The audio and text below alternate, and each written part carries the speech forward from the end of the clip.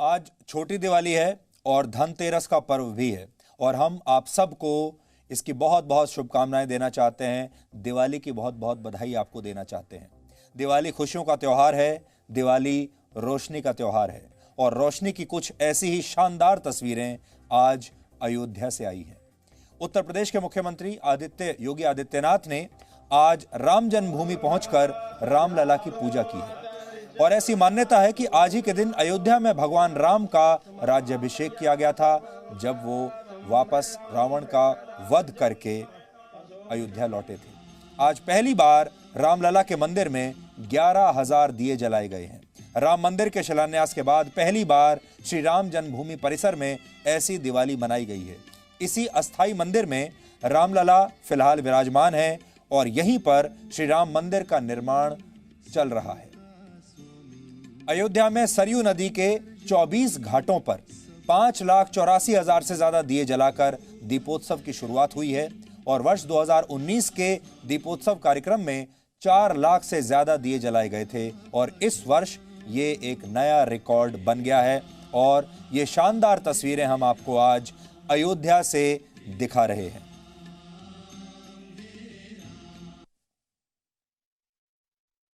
इससे पहले आप दिवाली तो मनाते थे, लेकिन उस दिवाली में अयोध्या की भूमिका कहीं ना कहीं खो जाती थी। लेकिन अयोध्या के बिना दिवाली मन कैसे सकती है। और इस बार अयोध्या की जो दिवाली है, अयोध्या में दिवाली मनती तो हर साल थी, लेकिन इस बार बात ही अलग है क्योंकि अब वहां भगवान श्री राम का मंदिर बन रहा है।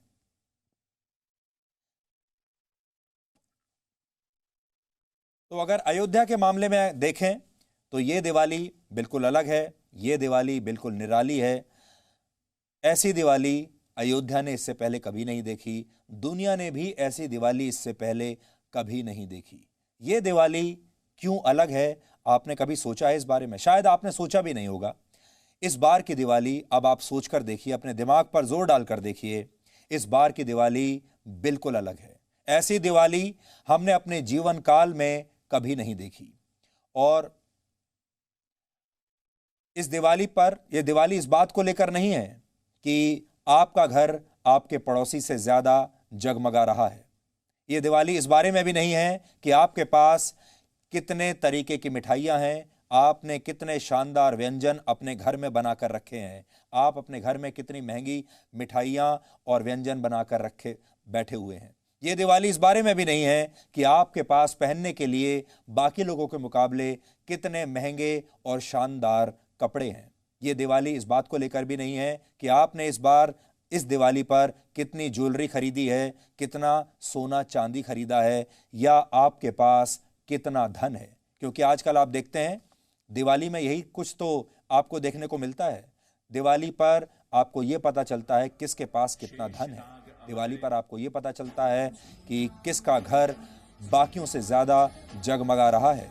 दिवाली पर आपको ये पता चलता है किसके घर में ज़्यादा व्यंजन बने हैं। दिवाली पर आपको ये भी पता चलता है कि कौन आतिशबाजी पर कितना ज़्यादा पैसा खर्च कर रहा है, किस घर के सामने ज़्यादा आतिशबाजी हो रही है। ये दिवाली किसी शानदार जगह पर छुट्टियां मनाने को लेकर भी नहीं है और ये दिवाली ये सोचने का भी अवसर नहीं है कि आपको प्रमोशन मिला या नहीं और आपकी सैलरी इस बार बढ़ी या नहीं, क्योंकि ये दिवाली बिल्कुल अलग है। इस बार इन सारे मुद्दों के बारे में, इस दिवाली के बारे में आप सोचिएगा भी मत। ये दिवाली सर्वाइवल के बारे में है, यानी मुश्किल हालात के बीच में जिंदा रहने के बारे में है। आज आपकी सांसें चल रही हैं इस दिवाली पर, आप अपनों के बीच में हैं इस दिवाली पर, इस दिवाली की जगमग देखने के लिए आप जीवित हैं, ये बहुत बड़ी बात है। ये दिवाली इस बात के लिए धन्यवाद कहने का मौका है कि आप आज भी सांस ले रहे हैं, आप जीवित हैं, आपकी सांसें चल रही हैं। ये आपको अपने लोगों से मिले प्यार और आपका ख्याल रखने के लिए उन्हें धन्यवाद देने का सबसे शानदार मौका है। ये पूरे परिवार के साथ एक साथ बैठने का मौका है। आप सोचिए वो तमाम लोग, आप लोग कितने खुशकिस्मत हैं कि इस दिवाली पर आप अपनों के साथ, अपने परिवार के लोगों के साथ एक छत के नीचे इस दिवाली को देखने के लिए, इस दिवाली को मनाने के लिए इस दिवाली पर एक साथ एक छत के नीचे आप इकट्ठा अगर हैं तो आप बहुत किस्मत वाले हैं। ये उन लोगों के लिए एक दिया जलाने का मौका है, उन लोगों को याद करने का मौका है जो इस साल कोरोना वायरस के इस दौर में हमारे बीच नहीं रहे। आप में से बहुत सारे ऐसे परिवार होंगे जिन्हें कोरोना वायरस ने इस साल तोड़ दिया होगा। आपके परिवार में, आपके जानने वालों में, आपके दोस्तों में ऐसे बहुत सारे लोग होंगे जो इस बार इस दिवाली आपके साथ नहीं है, क्योंकि उन लोगों की जो जीवन की डोर थी उसे कोरोना वायरस ने इस साल बीच में ही तोड़ दिया और वो आज हमारे बीच में नहीं है। ये साल बहुत खराब रहा है और वो सारे लोग किस्मत वाले हैं जो आज ये दिवाली देखने के लिए इस साल के इस महीने तक जीवित बच गए हैं। ये दिवाली उन लोगों के बारे में है जिन्होंने इस दौरान अपना व्यापार खो दिया, अपनी नौकरियां खो दी और बहुत सारे लोगों ने अपने परिवार के सदस्यों को भी खो दिया है। इसलिए ये दिवाली इस बार अलग है। इस दिवाली पर आप इसके बारे में जरूर विचार कीजिएगा। इस दिवाली पर यह सोचने का दिन है कि सब कुछ आपके हाथ में नहीं है। जो लोग अपने आप को बहुत शक्तिशाली समझते हैं, जो लोग अपने आप को बहुत धनी समझते हैं, उन लोगों के लिए भी ये सोचने का दिन है कि धन, पैसा, शोहरत आपको बचा नहीं सकती।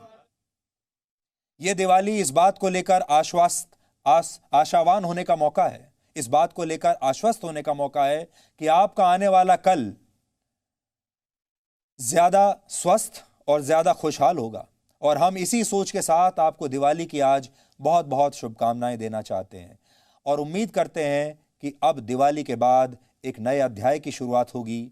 अब दिवाली के बाद एक नए युग की शुरुआत होगी और जो अंधेरा हम इतने महीनों से देखते आ रहे हैं कोरोना वायरस के रूप में, वो अंधेरा अब इस दिवाली के बाद हमेशा के लिए समाप्त हो जाएगा।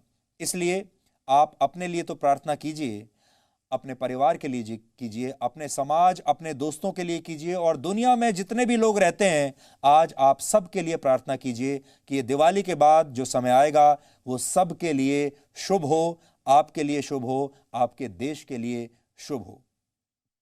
लेकिन आज हम आपके साथ सिर्फ दिवाली पर नहीं बल्कि लक्ष्मण रेखा पर भी बात करना चाहते हैं। लक्ष्मण रेखा रामायण से निकला अकेला शब्द है और शायद अकेली घटना है जिससे भारत में शायद ही कोई अपरिचित होगा। भारत में बात बात पर लक्ष्मण रेखा का जिक्र किया जाता है। आपने देखा होगा हमारे देश में नेता लगभग अपने हर भाषण में लक्ष्मण रेखा का जिक्र करते हैं। आपस में भी समाज में जब हम बात करते हैं तो लक्ष्मण रेखा का जिक्र किया जाता है। किसी के बारे में जब कोई चर्चा होती है तो अक्सर ये कहा जाता है कि वो व्यक्ति अपनी लक्ष्मण रेखा को भूल गया। आपस में भी जब कोई विवाद होता है तो कहते हैं कि अपनी लक्ष्मण रेखा को भूलो मत। और हम इस लक्ष्मण रेखा के जरिए समाज में, देश में हर किसी को ये याद दिलाते हैं कि अपनी सीमाओं में रहो। लेकिन भारत के ज्यादातर लोग शायद ही कभी लक्ष्मण रेखा का असली अर्थ समझ पाए हों और या फिर इसका पालन कर पाए हों। आज के दौर में हम लाइन ऑफ कंट्रोल तो जानते हैं, यानी LOC को जानते हैं, लाइन ऑफ एक्चुअल कंट्रोल भी जानते हैं, यानी LAC। इन सब चीजों पर तो बहुत जोर देते हैं, लेकिन लक्ष्मण द्वारा खींची गई जिस रेखा ने भारत के लोगों को अपनी सीमाओं में रहने का पाठ पढ़ाया, उसके बारे में अब हम सब कुछ भूल चुके हैं। जैसा मैंने आपको कहा, दिवाली अब सिर्फ एंजॉयमेंट का एक पर्व रह गई है, जहां पर जो पैसे वाले लोग हैं वो सिर्फ ये दिखाना चाहते हैं कि उनके पास कितना पैसा है, वो कितने धनी हैं, वो कितने अच्छे कपड़े पहन सकते हैं, कितनी भारी सजावट कर सकते हैं। और जो गरीब हैं वो ये सोचते रहते हैं कि किसी तरह इस बार दिवाली पर कैसे अपने बच्चों का मन रखें और कैसे इस बार बाकी दिनों से बेहतर कुछ खा लिया जाए और भगवान को याद कर लिया जाए और इस उम्मीद के साथ अगले दिन में प्रवेश किया जाए कि शायद एक दिन हमारे भी अच्छे दिन आएंगे। आज हम लोगों के मन से मिट चुकी इसी लक्ष्मण रेखा को फिर से स्थापित करने का एक छोटा सा प्रयास करेंगे और यह प्रयास तब सफल होगा अगर आप थोड़ी देर के लिए हमें ध्यान से सुन पाएं। तो आप ध्यान से सुनिएगा और फिर यह सवाल अपने आप से भी कीजिएगा कि आपके जीवन में लक्ष्मण रेखा कहीं है भी या नहीं। उदाहरण के लिए दिवाली की खरीदारी के दौरान जिस तरह की भीड़ आजकल बाजारों में दिखती है वो सरासर उस लक्ष्मण रेखा का उल्लंघन है जिसका ध्यान लोगों को कोरोना वायरस के दौर में जरूर रखना चाहिए था। आज देश में हर रोज बड़ी संख्या में कोरोना वायरस के मामले दर्ज हो रहे हैं, चाहे शहर कोई हो, राज्य कोई हो। यह पूरे देश में सबसे ज्यादा है, जबकि पूरे देश में पिछले 24 घंटों में करीब 50,000 लोगों में इस वायरस के संक्रमण की पुष्टि हुई है। फिर भी सोशल डिस्टेंसिंग के नियमों को ना मानना सामाजिक लक्ष्मण रेखा का सबसे बड़ा उल्लंघन है। अपने ही देश के खिलाफ नारे लगाना, अपने ही चुने हुए प्रधानमंत्री का अपमान करना, अपनी ही सुप्रीम कोर्ट का मजाक उड़ाना, अपने राजनीतिक फायदे के लिए देश में दंगे भड़का देना, सोशल मीडिया का गलत इस्तेमाल कर देना, किसी का भी कहीं भी जब चाहे अपमान कर देना, चुनाव आयोग पर विश्वास न करना, यह सब राष्ट्र के हित में बनाई गई लक्ष्मण रेखाओं का उल्लंघन है। और धीरे धीरे धीरे हमारे समाज के चाहे लोग कोई भी हों, वो सब धीरे धीरे लक्ष्मण रेखा का उल्लंघन करते जा रहे हैं। ये राजनीति में भी हो रहा है, ये मीडिया में भी हो रहा है, ये रिश्तों में भी हो रहा है, ये समाज में भी हो रहा है। प्रदूषण की परवाह न करना, पर्यावरण को दूषित कर देना अपने फायदे के लिए, ध्वनि प्रदूषण फैलाना, ये सब भी आधुनिक लक्ष्मण रेखा का उल्लंघन है। भारत में हर साल करीब 10 लाख लोगों की मौत प्रदूषण की वजह से होती है। भारत में 40% आत्महत्याओं के लिए रिश्ते जिम्मेदार हैं। बिगड़ते रिश्ते, यानी लोग रिश्तों की लक्ष्मण रेखा भी अब तोड़ रहे हैं। रिश्ते कब बिगड़ते हैं? जब रिश्तों में कोई एक व्यक्ति या दोनों व्यक्ति लक्ष्मण रेखा को पार कर जाते हैं, तब रिश्ते बिगड़ते हैं। फेक न्यूज फैलाना, दुश्मन देशों का एजेंडा चलाना, अपने देश की छवि को नुकसान पहुंचाना, टीवी की बात करें तो नकली टीआरपी हासिल करना, ये वो सारी लक्ष्मण रेखाएं हैं जिनका उल्लंघन पिछले दिनों देश में हुआ है, देश के मीडिया ने भी किया है। अब ऐसा लगता है कि भारत में कोई लक्ष्मण रेखा बची ही नहीं है जिसका उल्लंघन ना हुआ हो। आज आपके लिए भी ये क्विज है। आप बहुत बार सोचते होंगे, आज इस सवाल का जवाब आप सोचिएगा कि हमारे देश में और हमारे समाज में अभी भी कौन सी वो लक्ष्मण रेखा बची हुई है जिसका उल्लंघन हमने नहीं किया है। हम लक्ष्मण रेखा की बात तो रोज करते हैं। आज आपके जीवन में कौन सी लक्ष्मण रेखा बची हुई है, जीवित है? सिर्फ एक नियंत्रण रेखा अब हमारे जीवन में बची है, जिसकी जिम्मेदारी सेना के पास है, और सेना ने कभी इस रेखा को मिटने नहीं दिया। अगर नियंत्रण रेखा भी लोगों के हाथ में चली जाती तो शायद इसका भी पता नहीं क्या होता। बहुत सारे लोग लक्ष्मण रेखा की यह कहकर आलोचना करते हैं कि यह महिलाओं को बांध कर रखने की परिचायक है, लेकिन लक्ष्मण रेखा महिला और पुरुष में भेद नहीं करती, हिंदू और मुसलमान में भेद नहीं करती, राजा और रंक में भेद नहीं करती। लक्ष्मण रेखा एक स्टेट ऑफ माइंड है, आपकी एक मानसिक स्थिति है जिसका पालन हर किसी के लिए जरूरी है। और जो देश और समाज लक्ष्मण रेखा को मिटाने की कोशिश करता है वो हमेशा मुश्किल में पड़ता है। सीमाओं की जरूरत हर समाज और हर सभ्यता को होती है। सीमा के बगैर कोई सभ्यता राष्ट्र का रूप नहीं ले सकती और कोई राष्ट्र अमर्यादित होकर शक्तिशाली नहीं बन सकता। रेखाओं के पार जाना अमर्यादित होना है, इसलिए हमें हमेशा अपने जीवन में लक्ष्मण रेखा का सम्मान करना चाहिए।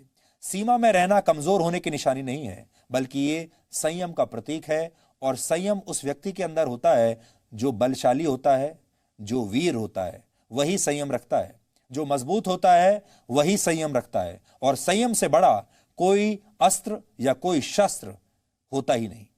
जब आप अपने आसपास लक्ष्मण रेखा का निर्माण करते हैं और किसी व्यक्ति को इससे परेशानी होने लगती है, तो समझ जाइए कि जो सीमा आपने बनाई है वो बहुत जरूरी है, क्योंकि जो व्यक्ति दूसरों की सीमाओं का सम्मान करता है वही व्यक्ति असल में दूसरों की आजादी का पक्षधर होता है।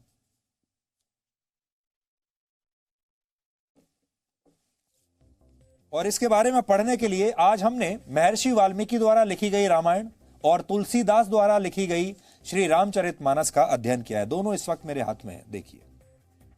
आप कुछ भी पढ़ लीजिए, दोनों से संदेश एक ही निकलता है। दिलचस्प बात यह है कि इन दोनों में ही कहीं भी लक्ष्मण रेखा शब्द का उल्लेख नहीं है। तो फिर यह लक्ष्मण रेखा कहां से आ गई?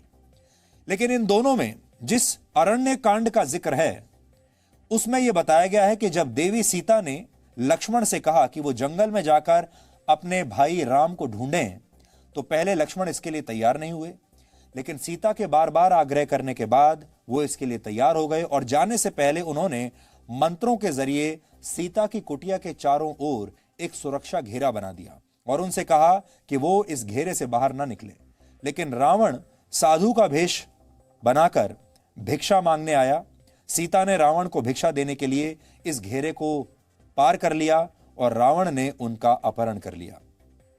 सीता की इसी गलती को आगे चलकर लक्ष्मण रेखा का उल्लंघन कहकर पुकारा जाने लगा। लेकिन इस घटना से यह सबक मिलता है कि जब आप विचलित होकर और भावावेश में आकर लक्ष्मण रेखा का उल्लंघन करते हैं तो इसका नुकसान उठाना पड़ता है। इसलिए लक्ष्मण रेखा संयम का भी नाम है, लक्ष्मण रेखा सुरक्षा का भी नाम है। कोरोना वायरस के दौर में लक्ष्मण रेखा का पालन करना और भी जरूरी है।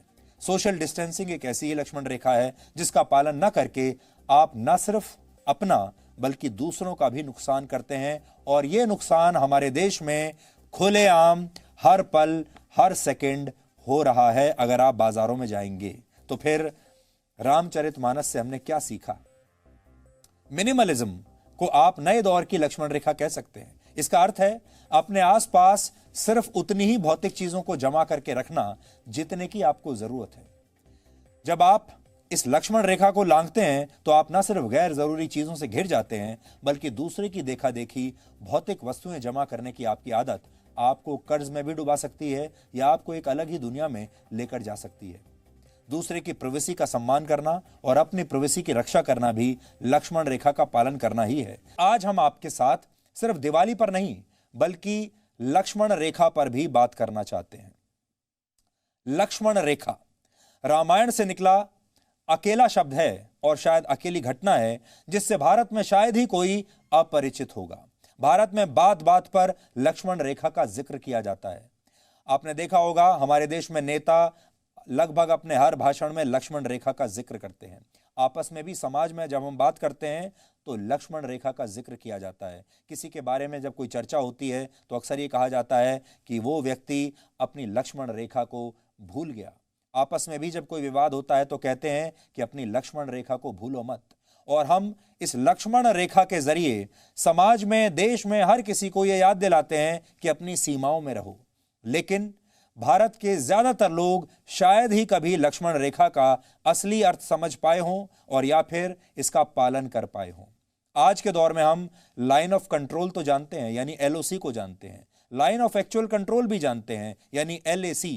इन सब चीजों पर तो बहुत जोर देते हैं, लेकिन लक्ष्मण द्वारा खींची गई जिस रेखा ने भारत के लोगों को अपनी सीमाओं में रहने का पाठ पढ़ाया उसके बारे में अब हम सब कुछ भूल चुके हैं। जैसा मैंने आपको कहा, दिवाली अब सिर्फ एंजॉयमेंट का एक पर्व रह गई है, जहां पर जो पैसे वाले लोग हैं वो सिर्फ ये दिखाना चाहते हैं कि उनके पास कितना पैसा है, वो कितने धनी हैं, वो कितने अच्छे कपड़े पहन सकते हैं, कितनी भारी सजावट कर सकते हैं। और जो गरीब हैं वो ये सोचते रहते हैं कि किसी तरह इस बार दिवाली पर कैसे अपने बच्चों का मन रखें और कैसे इस बार बाकी दिनों से बेहतर कुछ खा लिया जाए और भगवान को याद कर लिया जाए और इस उम्मीद के साथ अगले दिन में प्रवेश किया जाए कि शायद एक दिन हमारे भी अच्छे दिन आएंगे।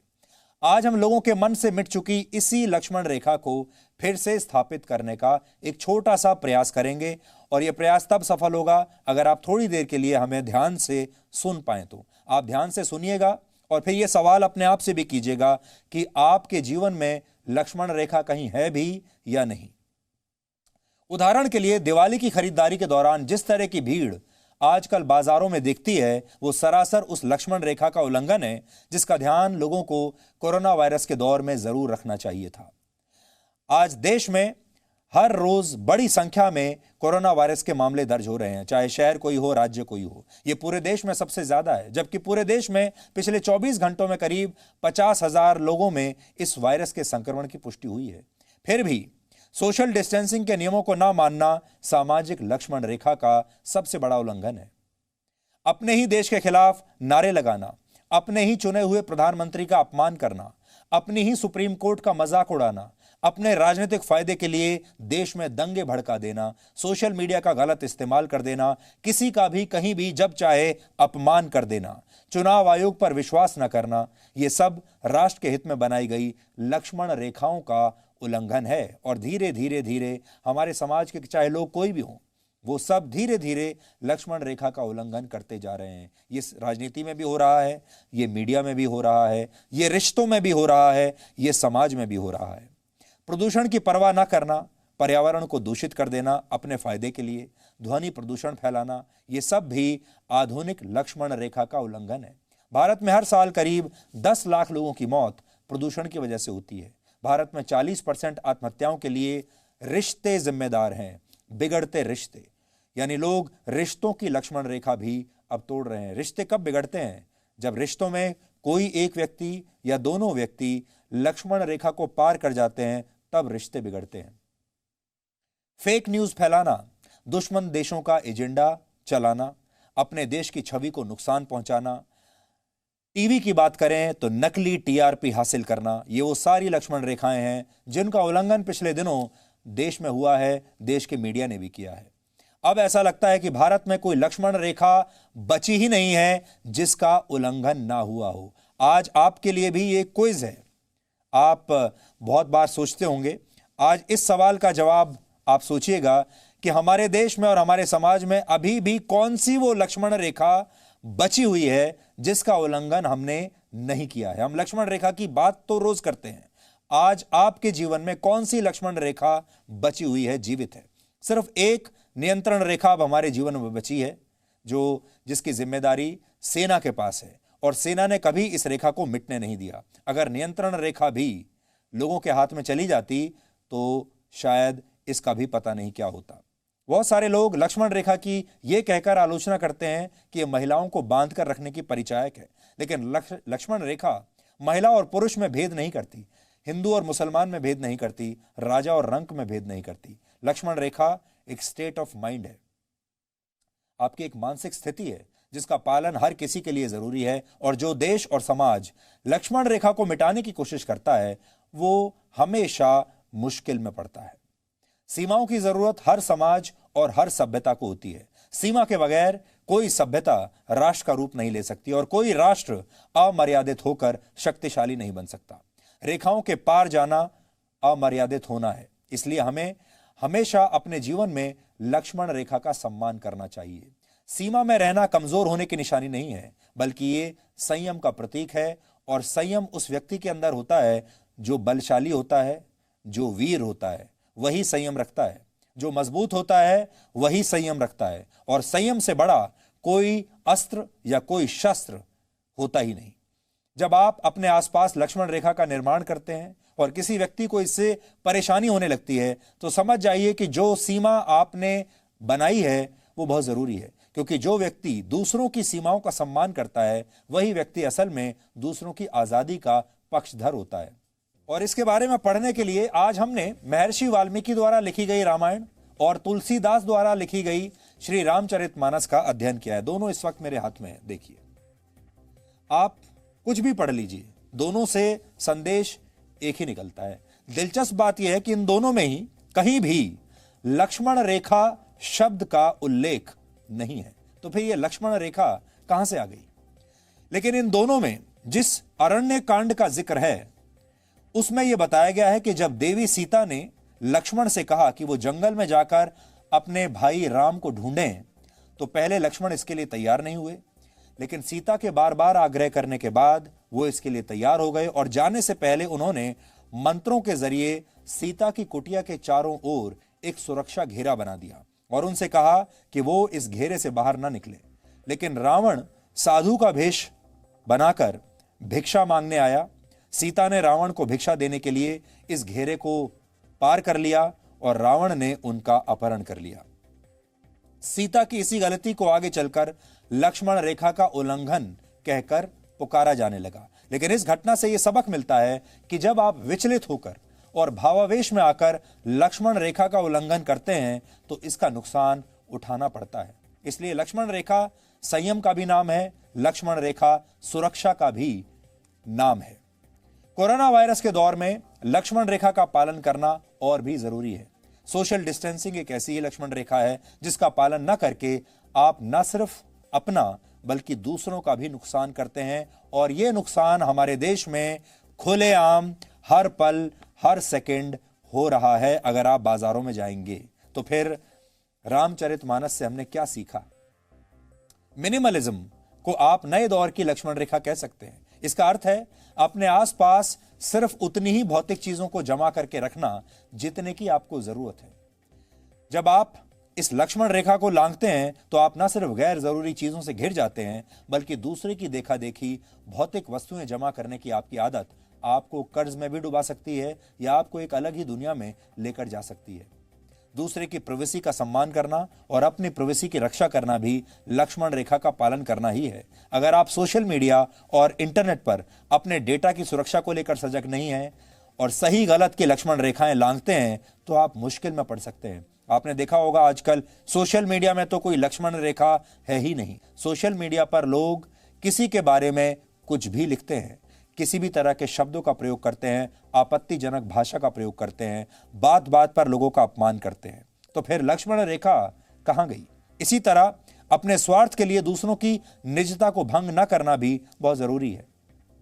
और अंत में हम आपसे यही कहना चाहते हैं कि जिस व्यक्ति के जीवन में लक्ष्मण रेखा नहीं होती, लोग उसका सम्मान भी नहीं करते।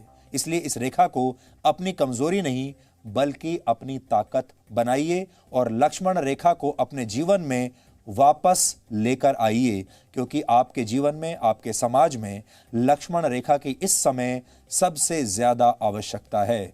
हमें आजाद हुए 7 दशक बीत चुके हैं और इन 7 दशकों में हमने धीरे धीरे हर साल कोई ना कोई लक्ष्मण रेखा को तोड़ा है और धीरे धीरे आज हम इस स्थिति में आ गए हैं कि हमारे देश में, हमारे समाज में, हमारे जीवन में अब कोई लक्ष्मण रेखा बची ही नहीं। और अंग्रेजी में जिसे कहते हैं फ्री फॉर ऑल, वो स्थिति अब हमारे देश में आ गई है। दिवाली को हमने अब सिर्फ खुशियों और एंजॉयमेंट का एक पर्व मान लिया है। इस दौरान आप अपने परिवार से और दोस्तों से मिलते जुलते हैं, आपस में मिठाइयां बांटते हैं, एक दूसरे को तोहफे देते हैं। दिवाली के बहाने लोग अपने व्यापारिक रिश्तों को भी साध लेते हैं, पेशेवर संबंधों को भी साध लेते हैं। लेकिन दिवाली क्यों मनाई जाती है, इसके पीछे का असली भाव क्या है, उसे लोग समझ नहीं पाते।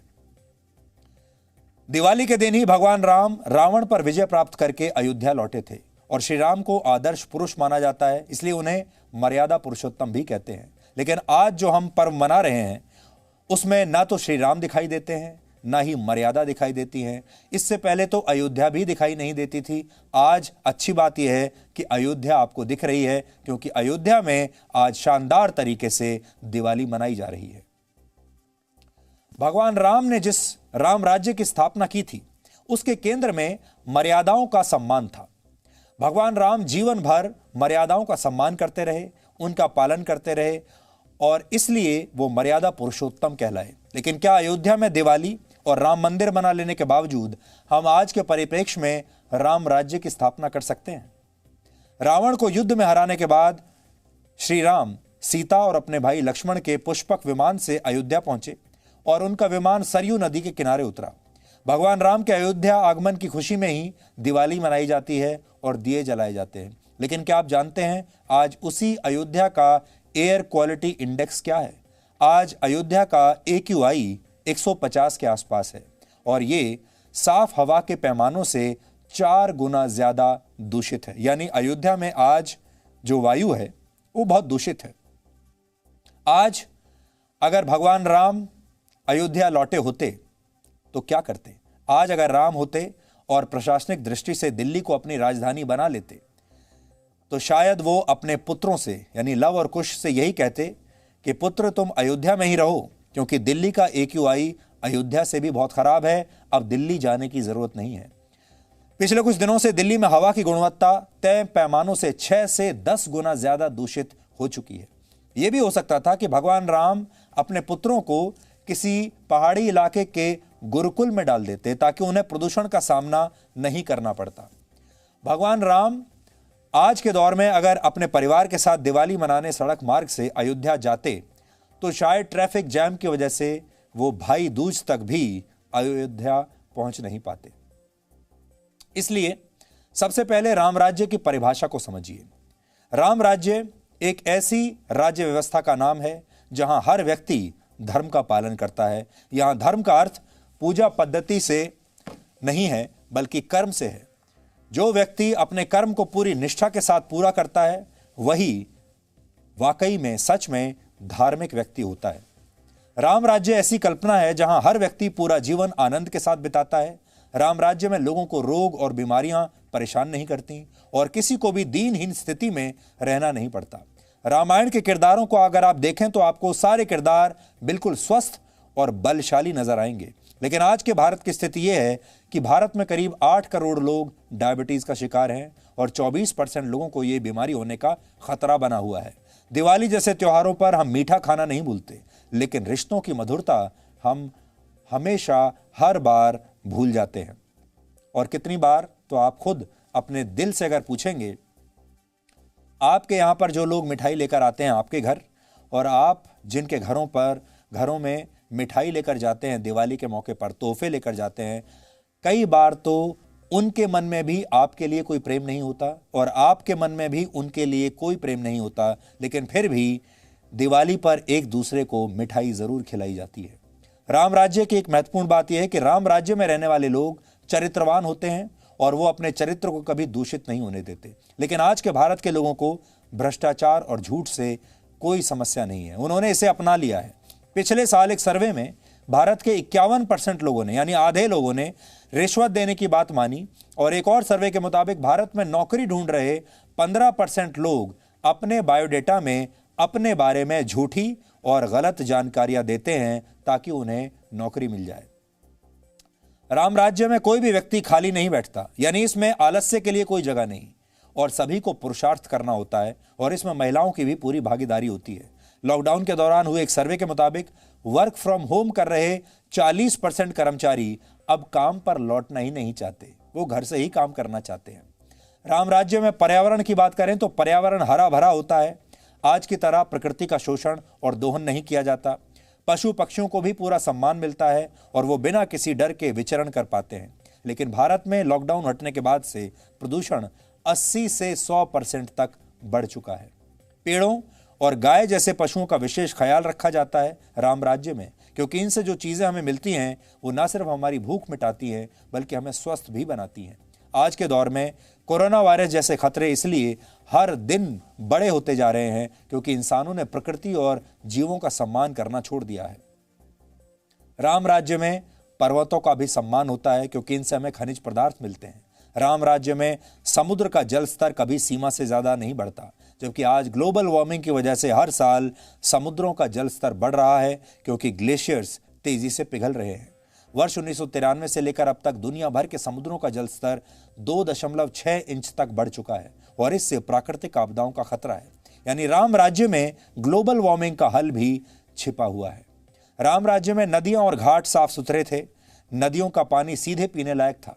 श्री राम के समय में सरयू नदी के किनारे कई घाट बने हुए थे और यहां बहुत हरियाली होती थी, जहां साधु संत बैठकर अक्सर ध्यान लगाते थे। आज मन को शांति देने के लिए आपको अपने घर से सैकड़ों किलोमीटर दूर किसी पहाड़ पर जाना पड़ता है क्योंकि हमारे आसपास का पर्यावरण इस लायक रहा ही नहीं कि कोई व्यक्ति शांति से बैठकर यहां ध्यान कर पाए। राम राज्य में श्रमिकों का भी पूरा ध्यान रखा जाता है। उनकी तनख्वाहें कभी देर से नहीं पहुंचती और उनकी सेवा के लिए उनका सम्मान किया जाता है। श्री राम कहते थे, अगर श्रमिकों को उनका मेहनताना देरी से मिलता है या ये समय के साथ बढ़ता नहीं है या इसमें कटौती कर दी जाती है तो श्रमिकों को राजा के प्रति क्रोधित होने का पूरा अधिकार है। श्रमिकों का हक मारना पूरे राज्य को नुकसान पहुंचाना है।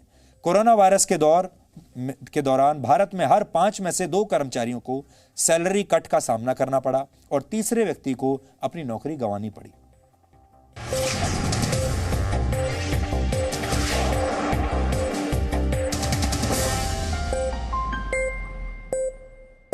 Presenting B News app, available on Google Play and App Store. Download it now.